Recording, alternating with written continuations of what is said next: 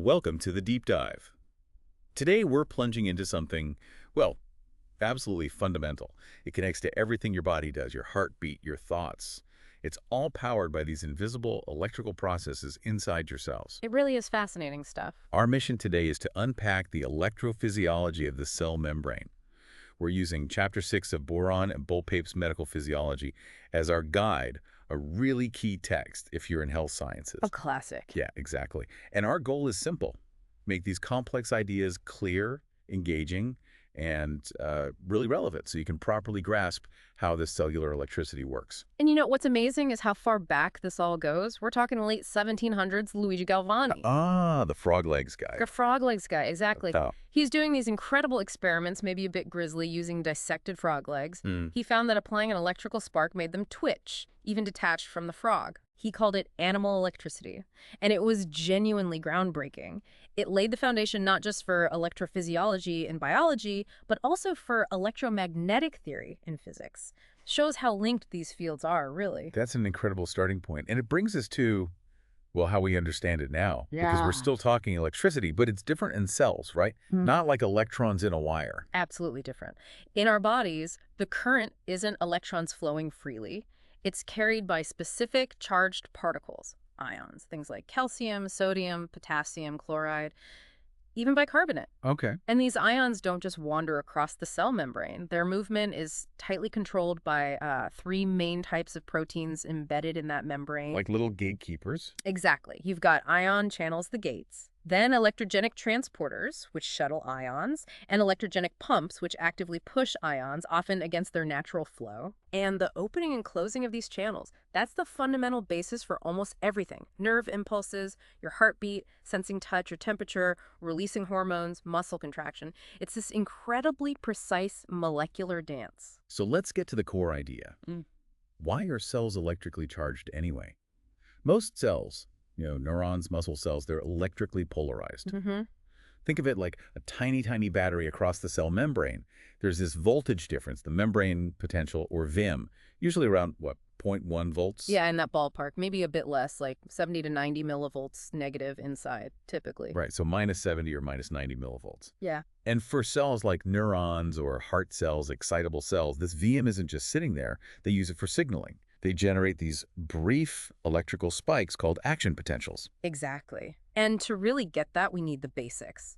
Remember atoms. Positive protons, negative electrons. Opposites attract, likes repel. That's the one. And ions are just atoms with a net charge they've gained or lost electrons. We call that charge their valence. Calcium is +2, chloride is -1, potassium +1. Right. And the force between these charged ions, that's described by Coulomb's law. Got it.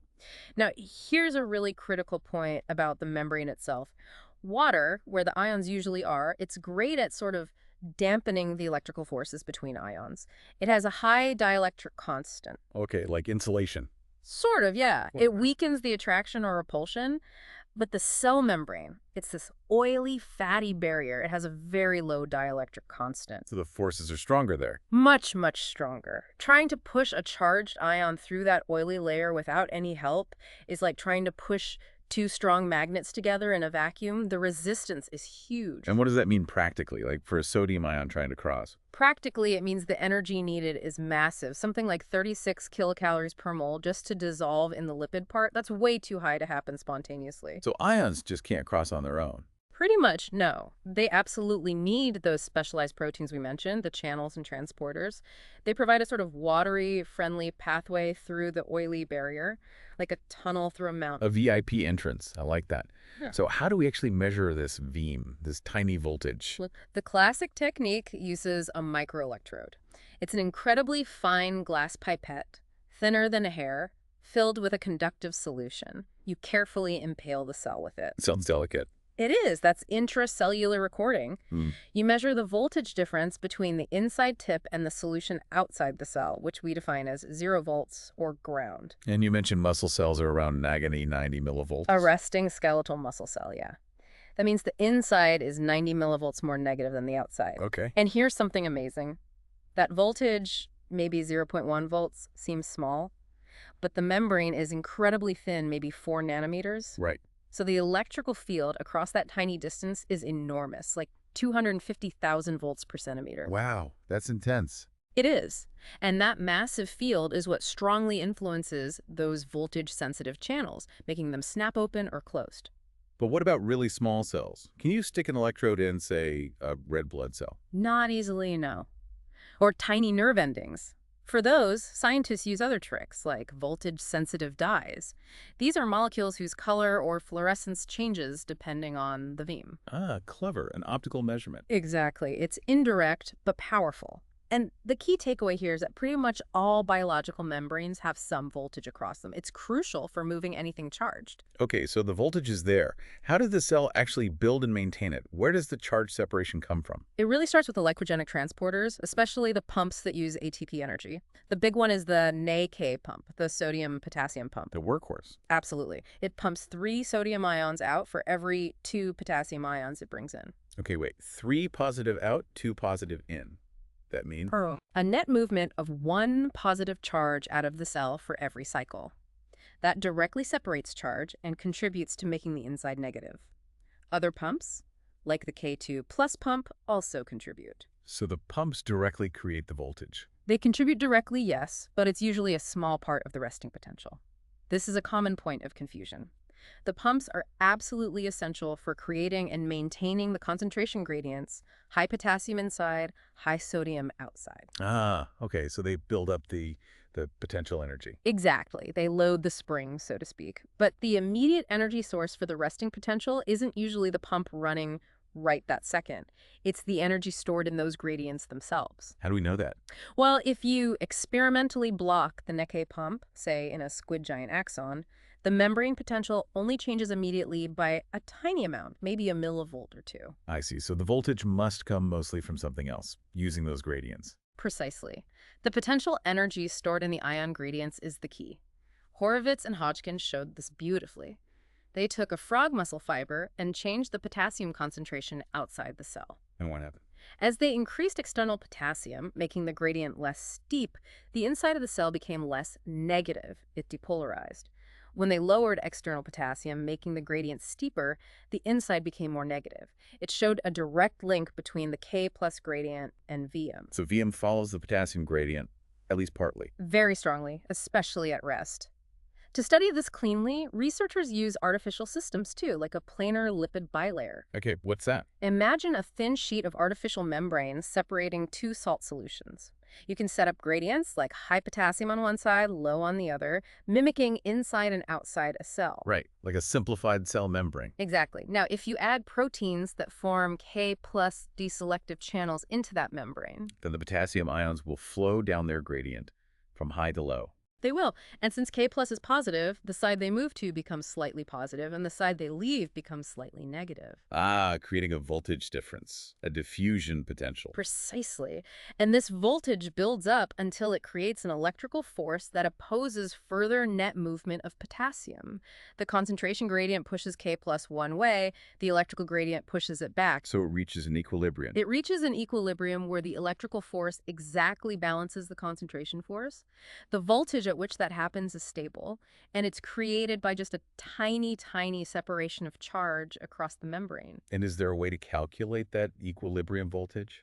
There is. That's where the Nernst equation comes in. It's fundamental. It allows you to calculate the equilibrium potential or Nernst potential for any single ion if you know its concentrations inside and outside. So each ion has its own ideal voltage based on its gradient. Exactly. For mammalian cells, the Nernst potential for potassium, EK, is usually very negative, maybe -90 milliV.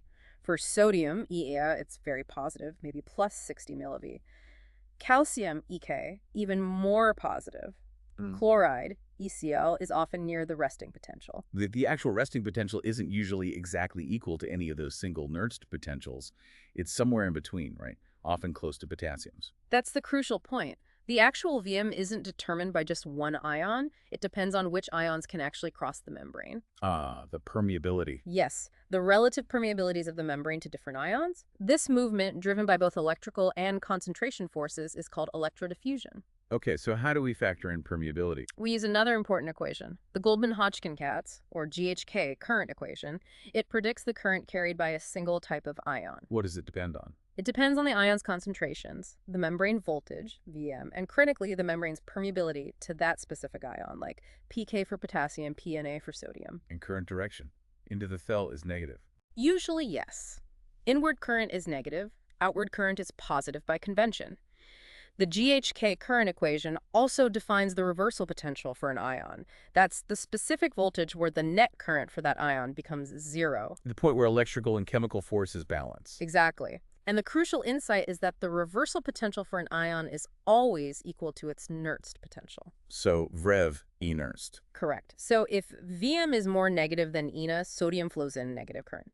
If Vm were somehow more positive than Ina, sodium would flow out, positive current. Okay, that makes sense for one ion, but cells have multiple ions crossing. Right. So the total ionic current across the membrane is simply the sum of the individual GHK currents for all permeable ions, potassium, sodium, chloride, etc. Adds all up. Yep. And at the resting membrane potential, the cell isn't gaining or losing net charge. It's in a steady state, which means the total ionic current must be zero. Exactly. The inward currents must perfectly balance the outward currents. And this leads us to the GHK voltage equation. Okay, what does that tell us? The GHK voltage equation calculates the actual membrane potential, V, when multiple ions are permeable. It shows that Vim depends on all the ion gradients and their relative permeabilities. It's like a weighted average, where ions with higher permeability have more influence on the final voltage. Ah, and that explains why the resting potential is usually close to EK, the Nernst potential for potassium. Precisely, because at rest, the membrane's permeability to potassium, pK, is much, much higher than its permeability to sodium, PNA, or calcium, PCA. So potassium dominates the equation. And then for things like nerve impulses, action potentials. That's when things change dramatically. The cell transiently increases its permeability to sodium or sometimes calcium. PNA skyrockets, sodium rushes in, and Vm shoots up towards Ine, becoming positive. That's the electrical signal. That clicks perfectly. It's all about changing permeabilities. It really is. We can even model this like an electrical circuit. Think of each ion gradient as a battery, with its Nernst potential being the battery's voltage, its electromotive force, or EMF. And the ion channels for each ion act like variable resistors, or maybe better, conductors. High permeability means high conductance, low resistance for that ion. So current flows more easily if permeability conductance is high. Correct. And the total membrane conductance is just the sum of all the individual ion conductances. There's one more piece to the circuit model. The membrane itself acts as a capacitor. Because it's thin and separates charge. Exactly. The lipid bilayer is an insulator separating two conductive solutions inside and outside the cell. It can store separated charge on its surfaces. Capacitance is measured in farads. And does this capacitance matter? It does. The membrane capacitance is typically around 1 microfarad per square centimeter. And knowing this lets us estimate the membrane thickness, which comes out around 4 nanometers, matching physical measurements. But how much charge needs to be separated to create the Vm? Is it a lot? That's the surprising part. It's tiny. A cell only needs to lose about 0.004% of its internal potassium to charge the membrane capacitance to a typical resting potential. So it doesn't really change the overall ion concentrations. Not significantly, no. It's a minuscule amount of charge separation. But it also tells us that the total current crossing the membrane has two parts: the ionic current flowing through channels and the capacitative current, which is the charge moving onto or off the membrane capacitor. When does that capacitative current flow? Ah, good question. It flows only when the membrane voltage is changing. Think of charging or discharging a capacitor in electronics. Current flows initially, then stops once the capacitor is charged to the new voltage. Okay, so it's transient. Exactly. It represents the charge rearrangement on the membrane surfaces. Understanding these currents leads us to how scientists actually study them, right? Techniques like clamping. Yes, two major techniques. Current clamping is where you inject a set current and see how Vm changes. But voltage clamping is incredibly powerful for studying channel behavior. How does voltage clamping work? With voltage clamp, you use electronics to force the membrane potential to a specific voltage, the command voltage, and hold it there.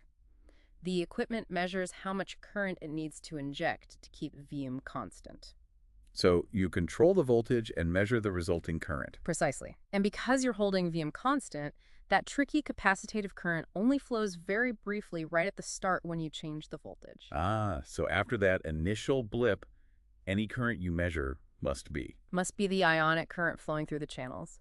And since Vm is constant, and we assume concentrations are constant, Any changes in that ionic current reflect changes in the membrane's conductance, basically, channels opening or closing. That's brilliant. You can directly see channel activity. It's incredibly powerful. Imagine you clamp VM at the resting potential, say Nagasson 70 milliV.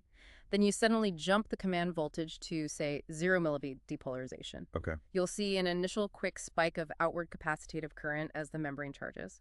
But then, if voltage-gated channels like sodium channels are present, they'll start to open because of the depolarization. And sodium will flow in. Sodium will flow in, down its electrochemical gradient, creating a negative inward ionic current that the voltage clamp machine has to counteract by injecting positive current. The current the machine injects is the membrane current. So you record that injected current, and that tells you how the channels are behaving over time. Exactly. You can see the channels opening and then maybe inactivating. By subtracting the capacitative current, you get the pure ionic current. The classic setup used 2 electrodes, but modern techniques often use whole cell voltage clamping with a single patch pipette. A patch pipette. Yeah, it's a tiny glass pipette. You press it onto the cell membrane, apply gentle suction, and form a super tight seal, a gigaohm seal. Then you apply stronger suction to rupture the patch of membrane under the pipette tip. So the inside of the pipette connects directly to the inside of the cell. Yes, providing a low-resistance electrical access to the entire cell interior. Now you can voltage clamp the whole cell and record the total macroscopic current. This was developed by Nerher and Sachman Nobel Prize work. Incredible.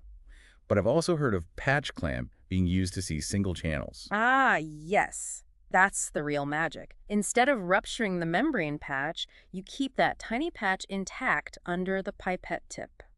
The seal is so good, you can record the current flowing through just the few or even a single ion channel molecule within that patch. You can see one protein molecule opening and closing. You can. It's called cell-attached recording.